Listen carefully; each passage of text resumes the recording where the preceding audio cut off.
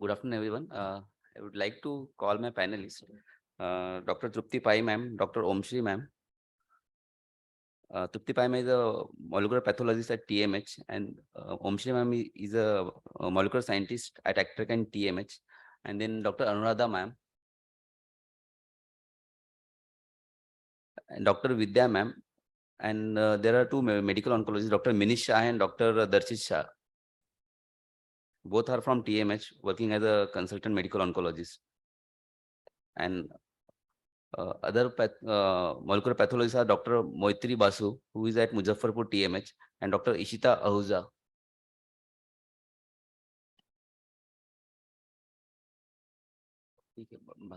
Anuradha. And Dr. Amit Dutt, sir.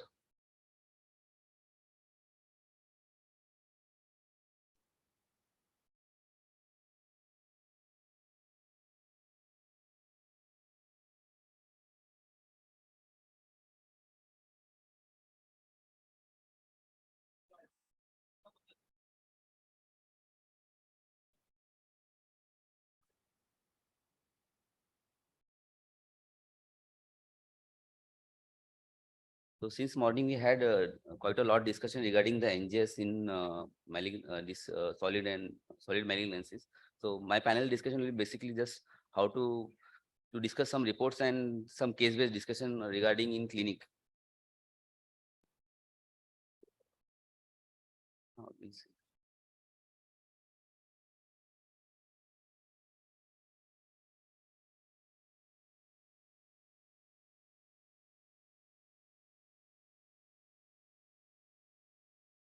Rahul एक और chair ma'am एक और चेयर रखो ना मैम जरा. Okay, so first I'll start with few basic reports which we see in TMH. This is a report from TMH. So here you can see that there are details of the patients, then material which is a paraffin block, then collection date and time, and the methods we use in NGS, basically based on the Sophia solid tumor plus method, and the results where they have mentioned there is a EGFR mutation with WAP frequency of 6.2% and then the variant tier, that is tier 1 pathogenic. So I'll just like to ask ma'am, is there anything missing in this report, or is it okay? It is okay, sufficient for like Manit and Darshit? When patients come with this report, is it okay for you, or you want to do some additional, find any deficiency in these reports?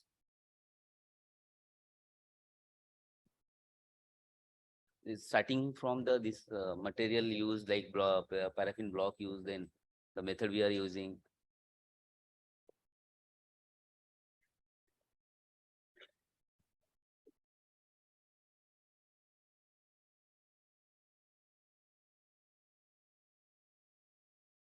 Yes, sir.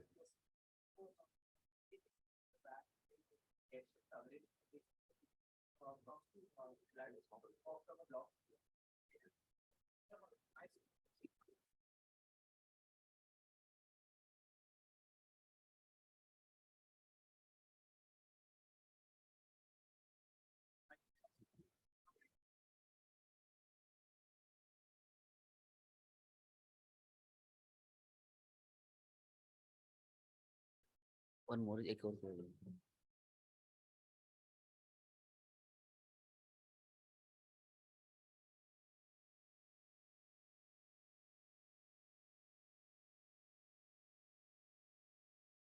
So good morning, Ishita ma'am. So this is just we had a discussion regarding NGS in solid tumors. So this is just first we are started discussion. This is a report we see in TMH. So we are just whether any information missing in this report, or this is sufficient to take our decision in clinic. So there is a type of material which is paraffin. The testing method is there. Then the report is there with the WAP frequency tier, variant tier reporting the depth of coverage.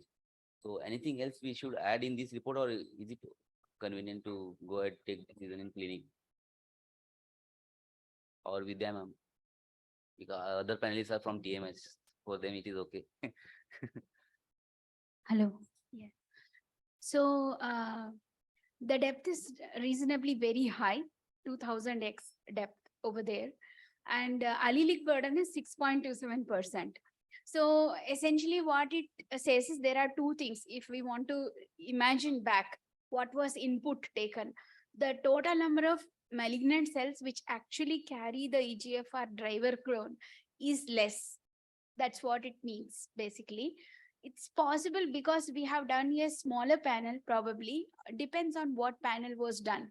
If this is the only mutation identified in a large panel, then we are essentially to say that for a baseline biopsy, this kind of allelic burden is very small in terms of the driver gene alteration, basically.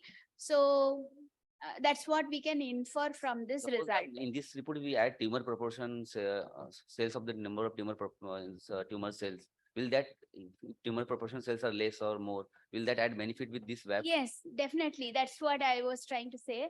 Because the depth is like you have gone really high, 2000x. In spite of that, the mutation is only 6%. So that means it's like, essentially whatever mutant clones were there, they were really, really amplified to show that much signal there. Essentially what it means is if you were going 250x, you downsample it, you are going to see very small proportion of a mutant clone there present. So there could be two factors attributing. Either there was a tissue depletion because multiple IHCs happened and we were left with a small material, if that was the challenge, or inherently the patient sample did not have as many mutant clones as we would see in a classical EGFR mutant non-small cell lung cancer. These are the two possibilities if it was a baseline sample. Okay. So Yeah. It's a driver mutation, but the amount, I mean, the contribution of that mutation to the total burden is not reflecting disease burden per se. only that thing I think Yeah, was yeah. missing. Tumor Percentage. content. Yeah. So, can I? So this is because the in-house case. So, and we report the tumor percentage on the pathology report. So that is why it is not mentioned here. No, But as no, but as a thing, we have now started including in the histological data what is the tumor purity, and not just tumor purity. We also like to mention that what is the background non-neoplastic things. I mean, we analyze that, and if tumor enrichment is done or not, because if that is originally a 20%, and then if we do macro dissection and enrichment, then it still becomes high. So if those factors are being addressed, then what we can say is this particular patient's disease is not just driven only by EGFR. There could be some other driving molecular or underlying drivers, because the true driver for the disease is not reflected at 6.7%. Basically, that is what. So what is the usual like So VAF usually you in get? a baseline sample, or even when it is metastatic setting presentation or during disease progression, we will get somewhere like 30%, 25% allelic burden, even at 250x depth on tissue. So usually we have gone to like depth of this, and we take a cutoff of 5% VAF. Sometimes we also report if it is a very canonical mutation, tumor purity is low, we also go down less than 5. We can. But like the usual VAF that we get is in not every time it is not 30% or more.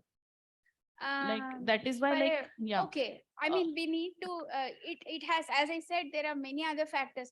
Sometimes it is just the biology of the disease also, it's possible, we don't know. But by and large, when it's a EGFR driven lung cancer, the signal is so high at the time of presentation. It will, and if we have taken more than 10 to 20% tumor cells and macro dissected, then the signal will be really good, essentially. This is not macro. I'm just saying In that general, this is not macro. And I also don't know if that was a baseline or a metastatic. Okay, yeah. So that's the comment we can infer from this way. Yes, ma'am. report. So whenever in the clinic, medical oncologist seeing this NGS report, they need to read all the points very carefully, including the type of material used, then testing method used, then depth of coverage, the variant frequency, and importantly, the tumor proportion present in the sample. And all these should be correlated, while just ignoring, suppose there is a VAF with 3%, but tumors proportions are very less. then still it is a very significant. So we should be very careful.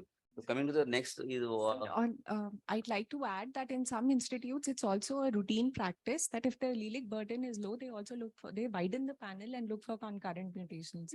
That's also a routine practice only if the driver mutations allelic burden is very, low. very low. So Like that's in why this with case, broader NGS panel. yes, especially yes. influences. Hmm. Suppose EGFR has contributed only 6.7% for the disease onset. There might be an underlying TP53 which would have been there before. That would have been a clone around 25 to 28%. We don't know. So if we have done a larger panel, we'll know what was the basis of molecular basis of the disease. So that is to understand the disease for a clinician's perspective. You are right. Any driver mutation that is present above 5% here, it is actionable. It can be taken forward.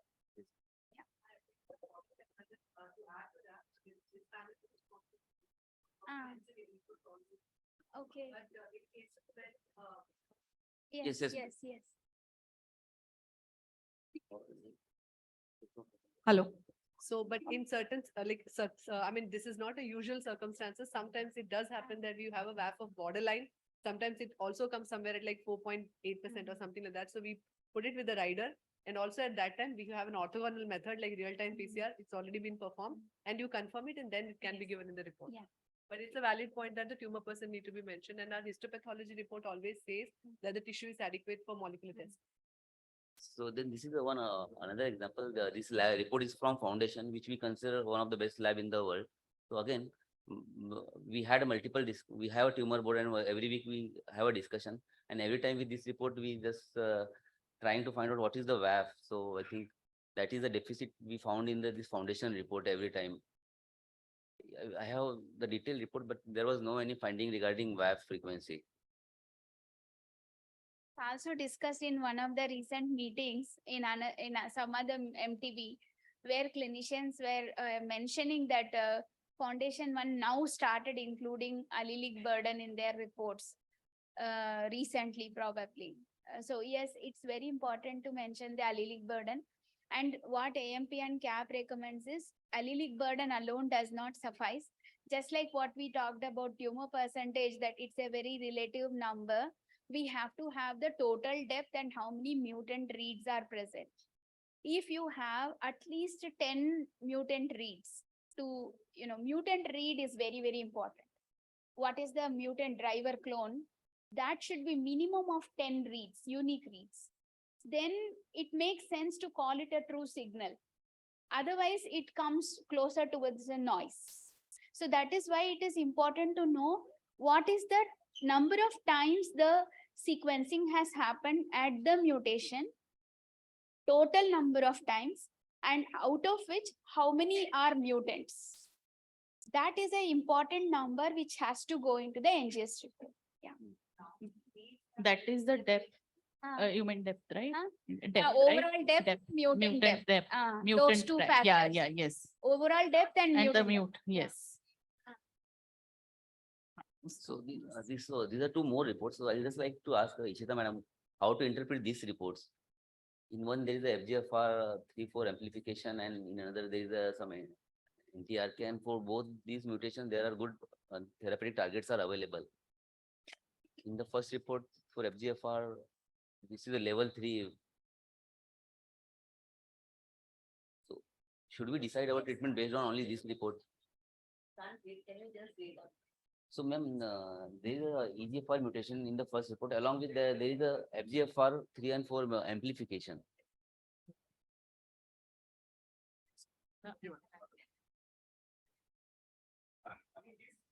Yes, sir. Both are lung cases.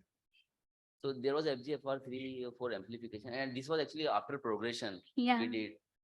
So we are having at least 10 cases out of 300 cases where we are seeing FGFR amplification as a mechanism of resistance in disease progression.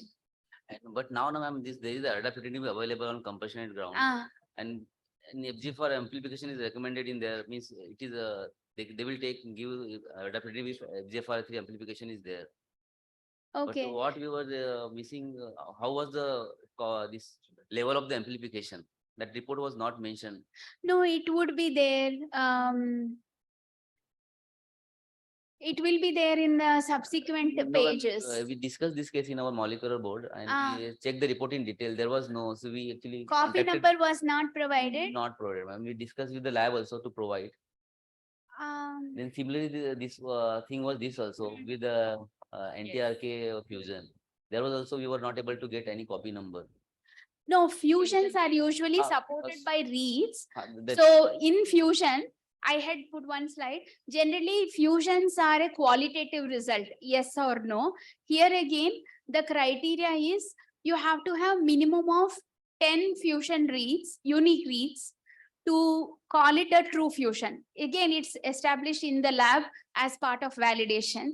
If you are able to confidently pick up 10 unique reads which represent this fusion, then it is considered as a true fusion. So for this report, ma'am, you can by default consider there was a more Yeah, than. more than 10 fusions, yes. Otherwise, it will go with a rider, as Dr.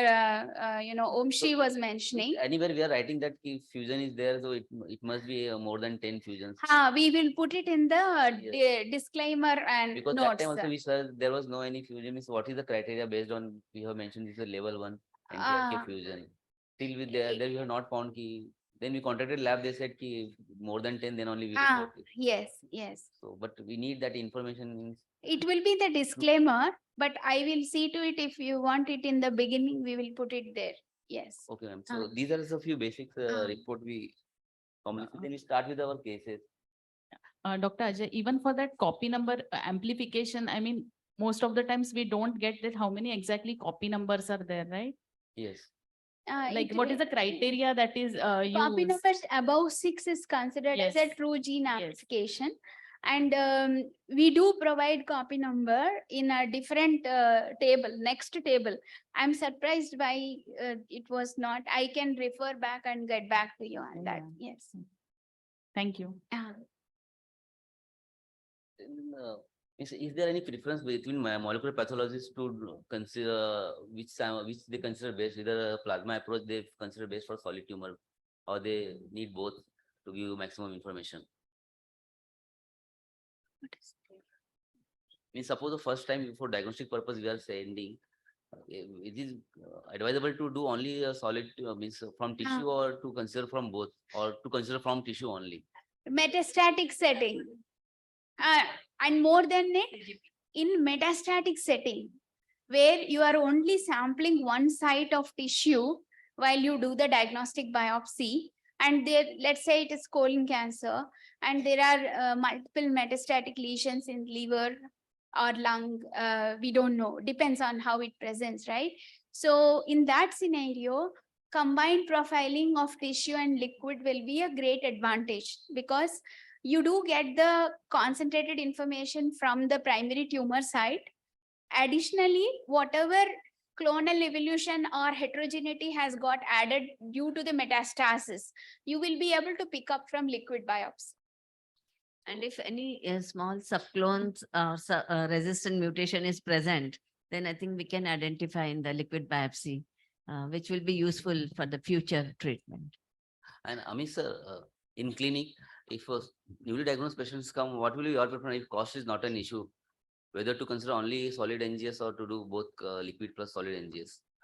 Because now there is a clear-cut data. If cost is not an issue, we should go for the both. But now in Indian practice, the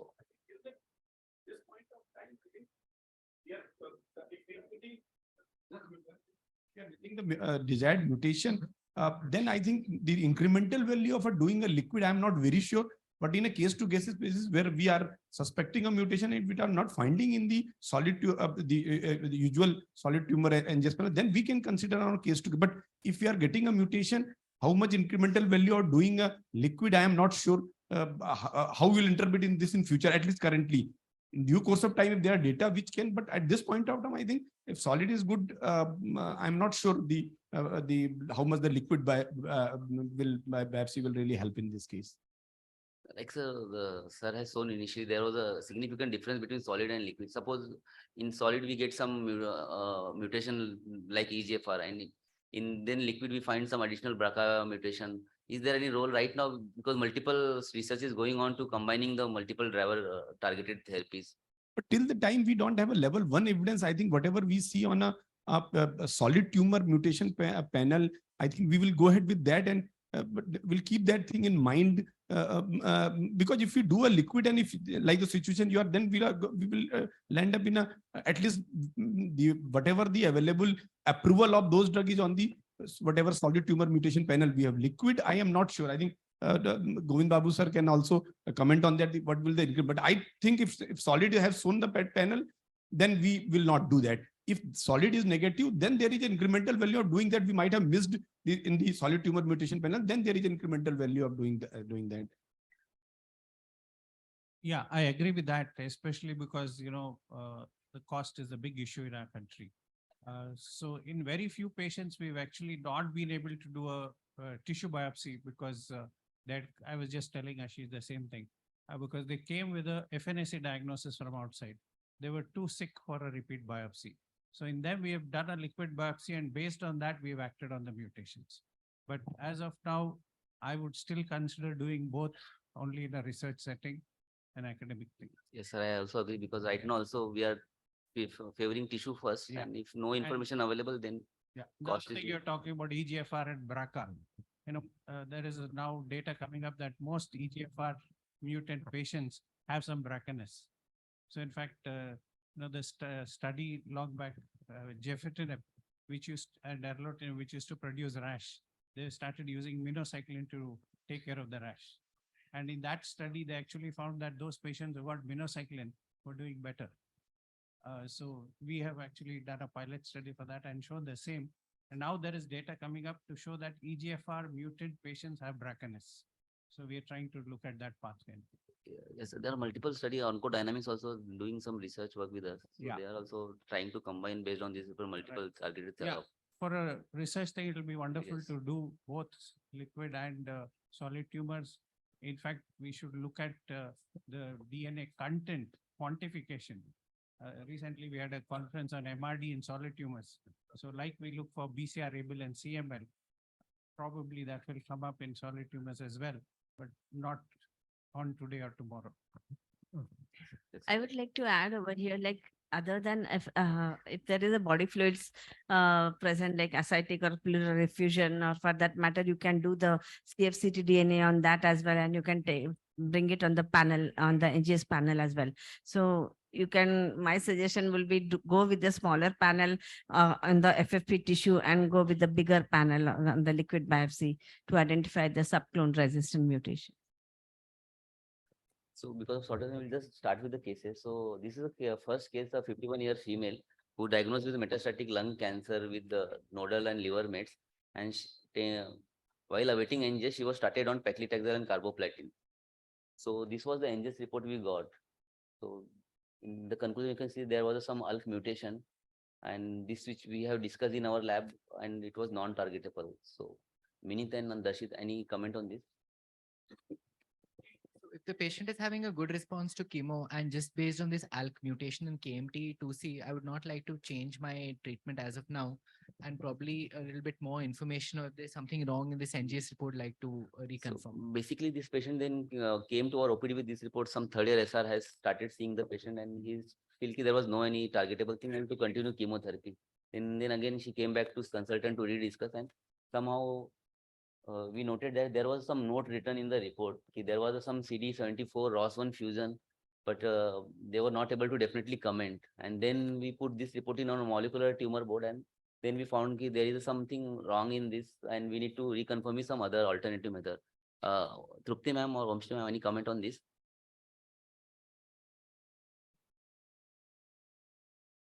So subsequently, Ross fish can be tried on this particular patient, and we can look into and along with that Ross IHC can also be looked into it. Vidya ma'am, any comment on this?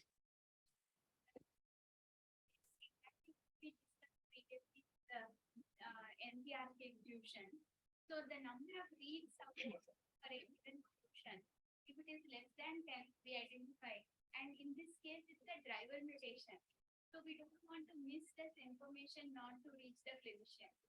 If it was less than 10, we do want to mention that is the clinician that we did find a gene fusion with less than 10 reads support. However, it needs further confirmation by other methods because with the existing DNA sample, we couldn't go beyond this to confirm with the existing material. So we have to look at it by alternate testing to reconfirm the NGS findings. Just that the report says that the transcriptomic data failed, but DNA NGS had detected. So so even if DNA NGS based data has detected a canonical fusion, so is there any need for, like, if sometimes RNA fails and DNA is the only thing, so even this was okay to be reported?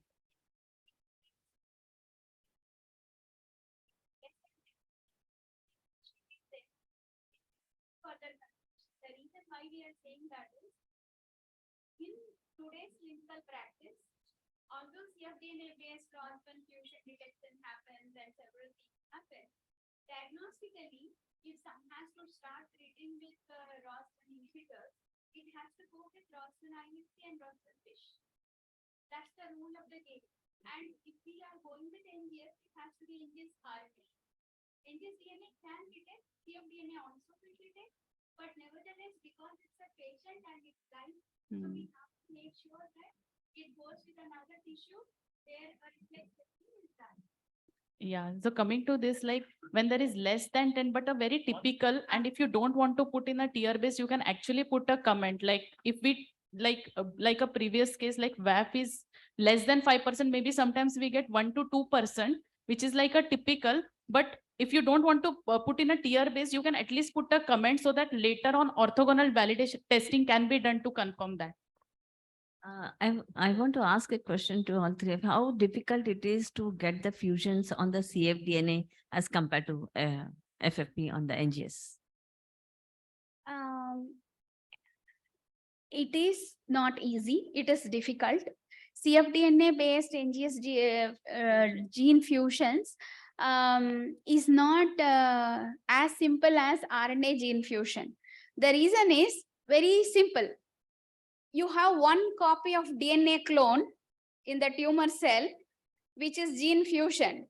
When it expresses, it produces millions of mRNA copies of EML4-ALK or ROS1. And that is what you detect in your NGS by RNA. So you have many reads. I don't know if I'm able to convince all of you. So there is a tumor cell, and in the tumor cell, there is a EML4-ALK rearrangement, and it's a single DNA molecule. But that single DNA molecule, when the tumor cell starts activating, means proliferating, from one DNA, you can get millions of RNA molecules, right? Because it's an oncogene, it produces more copies. So when you are detecting at RNA level, your number of read support that can get from NGS is very high.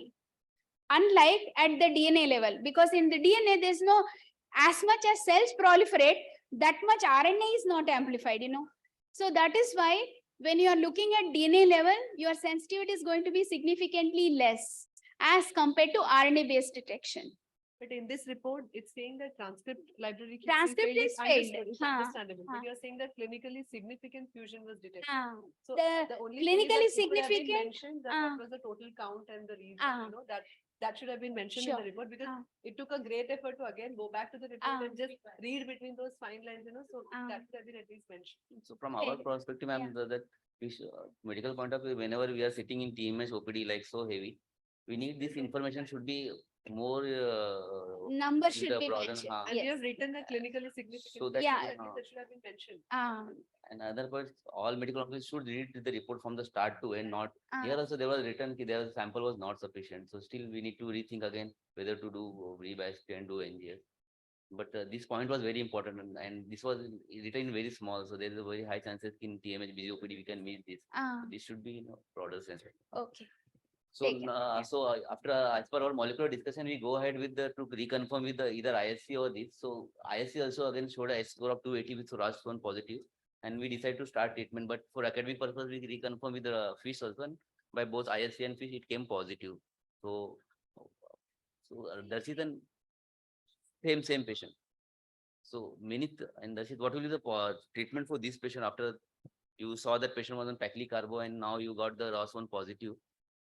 So when the patient, so when we start, we have to actually do an MRI brain to evaluate for the brain mets.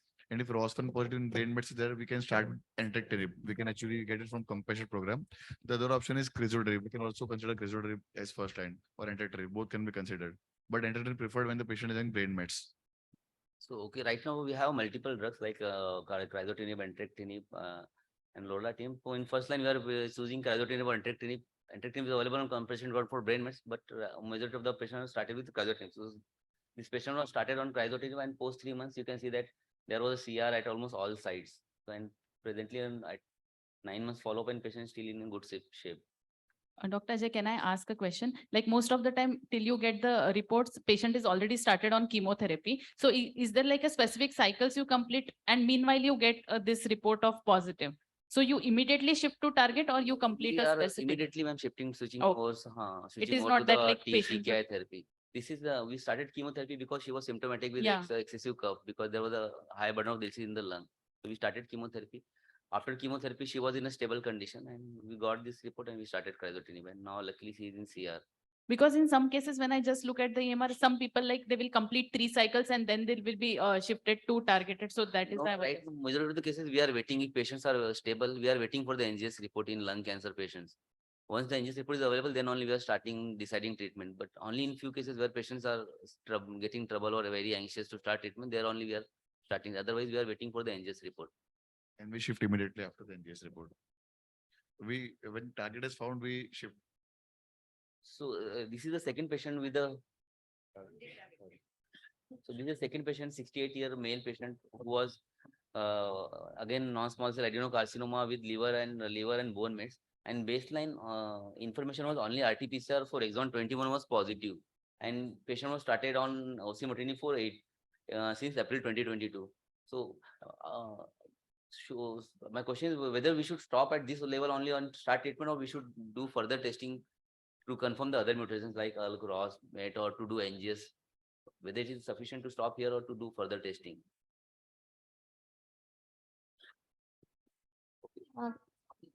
The time is up. We may conclude with the talk. I'll just take 2-3 minutes more.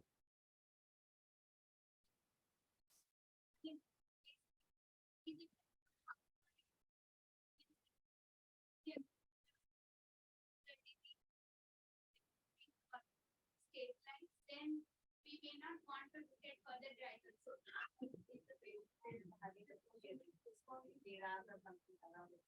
Even when after 6 months or 8 months, there will be disease progression.